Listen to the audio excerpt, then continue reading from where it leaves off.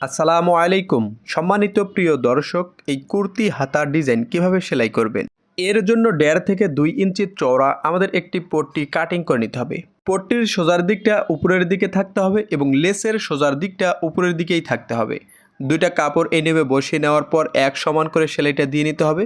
পট্টির কাপড় এবং লেসের কাপড় দুটাই টান রাখতে হবে। এবার লেসটা বাহিরের দিকে বের করে আঙুল দিয়ে ঘষে ঘষে পট্টিটা বসিয়ে নিতে হবে। এরপর অপর সাইডটা আধা ইঞ্চি পরিমাণ ভেঙে আমাদের একটা সেলাই দিয়ে নিতে হবে। এই নিয়মে পট্টিটা সেলাই করে নেওয়ার পর হাতার সোজার দিকটা উপরের দিকে রেখে লেসের কাজ ঘেঁষে ঘেঁষে একটি সেলাই দিয়ে নিতে হবে। এই সেলাইটা দেওয়ার সময় কোনো কাপড় টান রাখা যাবে না। এই নিয়মে সেলাই দেওয়ার পর পট্টিটা ভিতরের দিকে গুজিয়ে দিতে হবে। আঙ্গুল দিয়ে ঘষে ঘষে ভালোভাবে পট্টিটা বসিয়ে নিতে হবে। এরপর হাতাটা উল্টা দিকে উল্টিয়ে নেওয়ার পর পট্টির খোলা সাইডে একটা সেলাই দিয়ে নিতে হবে। এই নিয়মে মুহুরির সেলাইটা দিয়ে নেওয়ার পর মুহুরির মাপ অনুযায়ী সেলাই করে নিতে হবে। তো আপনি যদি আমার এই পেজে নতুন হয়ে থাকেন, পেজটা ফলো করুন, ভিডিওটি ভালো লাগলে শেয়ার করুন।